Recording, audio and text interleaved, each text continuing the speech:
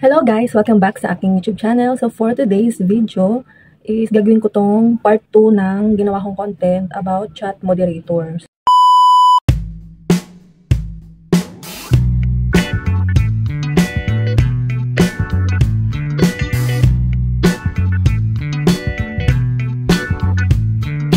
So gusto ko ulit sa inyo i-share kung ano ba si chat moderator at ano ba yung mga requirements kay chat moderator in case na gusto nyo maging chat moderator. Pero syempre, pipili kayo ng legit na pagiging chat moderator. Yung mga may agency na ma-applyan nyo, kailangan magtanong muna kayo sa mga naka-experience na sa pagiging chat moderator. Kasi nga dun sa nauna kong content, diba, na nagawa kong video is hindi naging maganda yung pinasukan ko na konting pagkakamali lang is chugi ka talaga.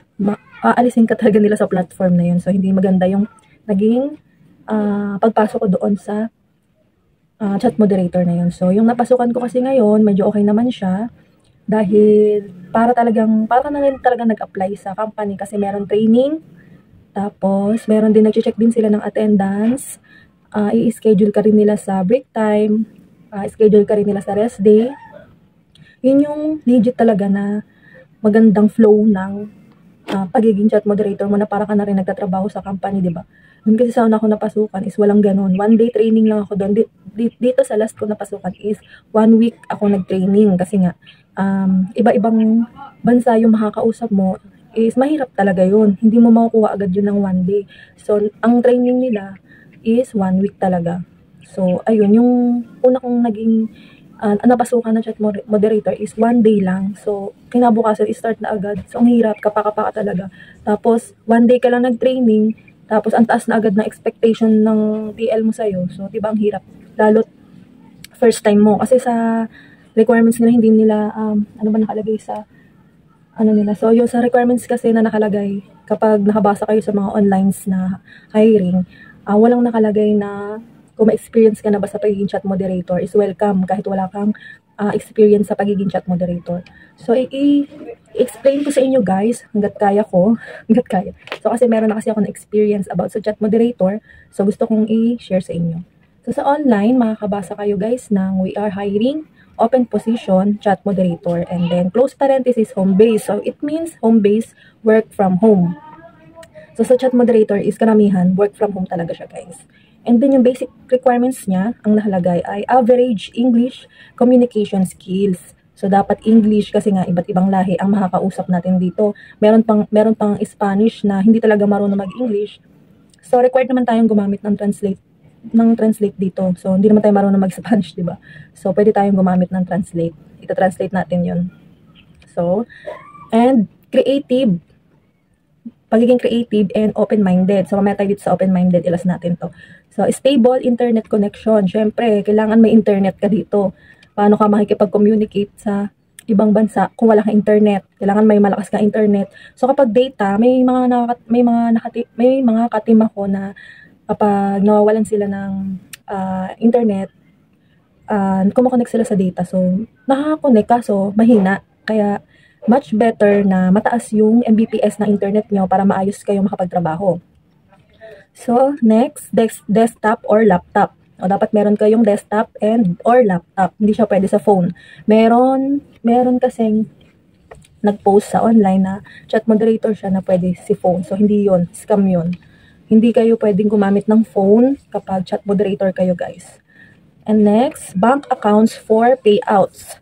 Dito, guys, pwedeng gumamit ng GCash, BPI, Metrobank account for salary yun guys, yung bank accounts na yun. Ibibigay natin yun doon sa TL natin or sa admin para doon pumasok yung salary natin. So, much better. Ang ginagamit naman natin is si GCash, di ba? So, doon na lang tayo magbigay ng information sa ating GCash account. So, and next, valid ID. Kung ano yung meron kayong government ID dyan, is kailangan talaga yon para malaman nila kung ikaw ba talaga yung gagamit ng account na yon. Kasi nga, syempre hindi naman tayo nakikita-kita kapag once na naging chat moderator na tayo, hindi naman tayo makakapag-meeting ng magkita talaga tayo sa personal. Talagang PC lang talaga ang gagamitin natin. So, kaya kailangan ng valid ID for verification. So, and then guys, dito sa hiring, Filipino applicants only. So kasi dito nga sa Pilipinas, di ba may mga ano din dito, may mga ibang lahi din dito. Pero hindi ko alam ba't nakalagay dito is hiring Filipino applicants only. And I need patient and highly motivated people to join my team. Siyempre patient. Ibig sabihin, meron tayong mga client na makakausap dito na sobrang kikitid ng mga utak. As in, meron kayong makakausap na wala na silang credits sa account na yon. So, ibigyan ko na rin kayo ng idea, hindi totaling kabuuan. Malalaman nyo yun guys sa training. Hindi kasi ako pwedeng magbigay pa ng info about sa chat moderator. So, meron lang akong konting sasabihin sa inyo na pwede kong i-share. So, tulad ngayon, kailangan patient ang kailangan pag naging chat moderator ka. Kasi nga, meron kang makakasalamuha dyan na babastusin ka, and then, sasabihin nila na wala na silang credits, dito tayo mag-usap sa ganitong account. So, hindi pwede yon kasi doon nga sila pumasok at doon sila may kailangan sa apps na yon, kaya doon sila makikipag-usap. O, diba? Nalaman nyo na. Nagkaroon na kayo ng idea. So, and then yung position, yun nga, home-based chat moderator for various sites. So, ayun. Basta pag nakabasa kayo ng mga ganito is legit yun. And then, kailangan mature ka. Palagay dito. And then, 100% legit, no money investment. So, yun yung sinasabi ko sa inyo. Kapag hiningian na kayo ng money, nagkaroon ng money involved sa pag-apply nyo. So, wag nyo na ituloy yun guys kasi walang hinihingi si chat moderator ng pera na advance. Walang medical dito. Hindi tayo papasok ng company para magkaroon ng medical kasi home-based nga ito. And flexi time. Yung oras naman sa pinapasukan ko is 24 hours talaga siya. So, 3 shift yun, hinati-hati yun. Merong si 8 a.m. to 4 p.m., 4 p.m. to 12 a.m., and 12 a.m. to 8 a.m. So, 3 shift yun. So, sa binigay na, halimbawa sa akin may binigay na account, mahahawakan din yun ng kapalitan ko. So, 3 kami doon sa account na yun. Kada team, 5 yung account na hinahawakan namin, mahahawakan din yun ng mga kasama ko. So, tatlo kami sa isang, hindi, marami kami sa team, hirap paliwanag, di ba? Marami kami sa team, pero, sa isang account, sabihin ko lang isang account para di magulo, sa isang account, 3 kayong mahawak nun. Kasi nga, kailangan 24 hours gumagalaw yung account na yun. So, yun, bigyan ko yung idea. So, and then yung requirements, ayun nga, sinabi ko na sa inyo yung mga basic requirements. So, dalagdag ko lang yung 18 years old and above. Kaya, kailangan nila ng valid ID para makita nila na 18 years old above ka na. And then, working desktop or laptop, ayun, sinabi ko na rin kanina, good internet connection. At least, 5 Mbps. Parang yung 5 Mbps ka, parang medyo mabagal pa, diba? So, much better na 25, mga ganun. Mabilis na talaga yun. Kasi, minsan nagkakaroon ng problem sa system. Kasi na-check dito sa amin kung umaandar yung account mo. Kunyari, nag-stop ka, may ginawa ka, nagwalis ka or naglinis ka, namalengke ka, hindi ka nagpaalam sa admin mo or TL mo. Hindi gagalaw yung data mo sa account mo.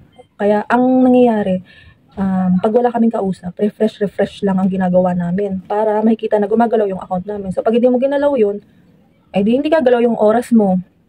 Hindi mo makakomplete yung 8 hours mo. Ganun, naintindihan nyo ba? Hindi, no? Basta yun. And then, so, ayun lang. Ito, yung huling, bakit may nakalagay na open-minded, tsaka may nakalagay na mature contents included. May nakalagay din dito.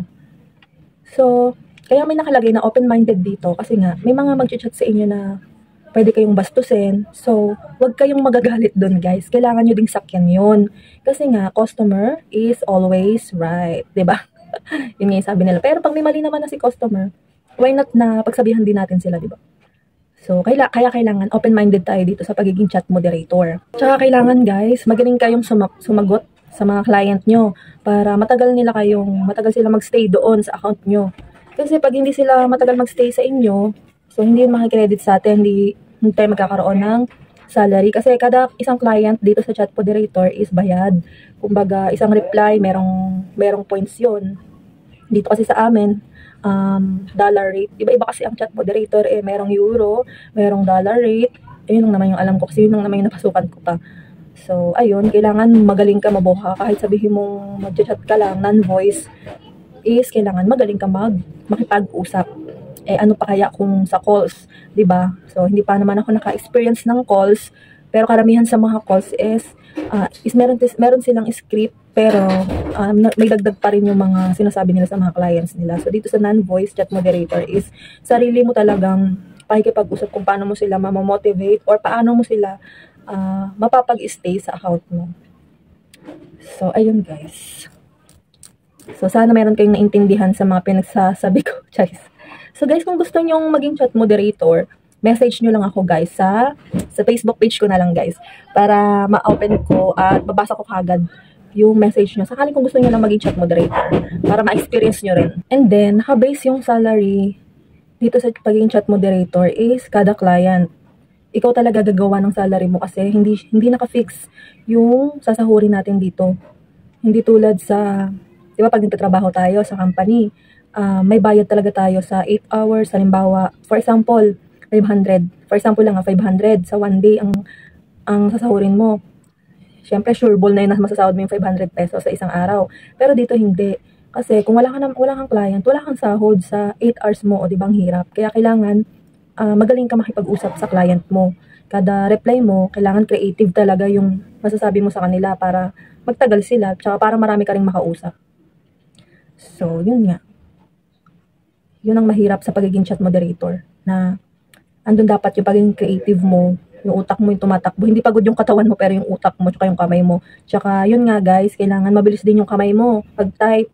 Kasi kung gagamit ka ng translate, yung magta-translate ka yung sa Google, is mabilis ka rin dapat tumindot kasi magka-copy-paste ka pa, diba? So, maghihintay si client ng reply mo. Meron kasi dito, si client, pag nag-message, kailangan seconds lang ma-replyan mo na siya. Kasi pag hindi, mag-offline na siya bigla.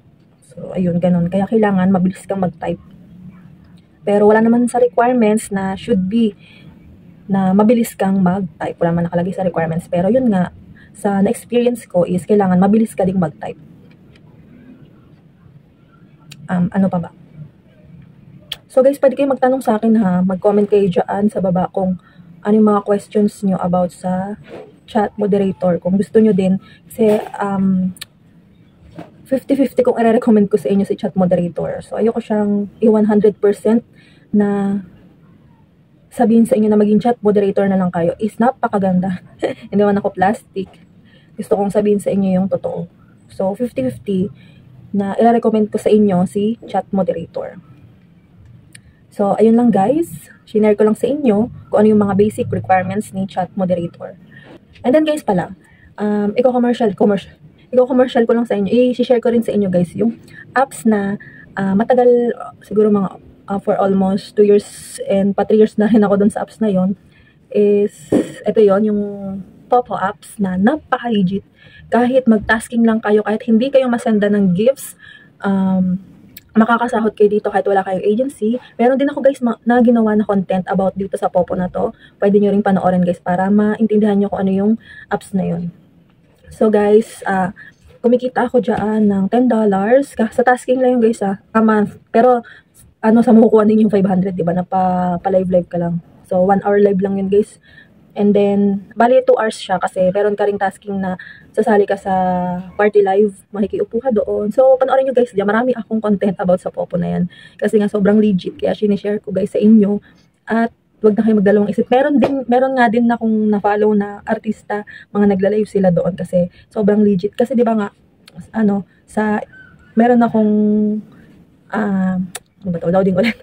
Meron akong apps na yung sabi nila isasahod ka, mag-live ka lang, pero kailangan mong sumali sa agency. So sa amin, sa Popo, okay lang kahit wala kang agency guys, makakasahod ka. Yun nga lang, mabagal yung sahod mo kasi tasking lang gagawin mo kasi wala ka na may agency. Sa agency kasi, tutulungan ka lang niya na madagdagan yung masasahod mo kasi doon masisendan ka ng gifts. Kasi sa gifts, depende sa gifts kasi, halimbawa si flower is 100, so hindi naman 100 points is masasend sa'yo, siguro mga 10 points lang, ganun, parang mga ganun.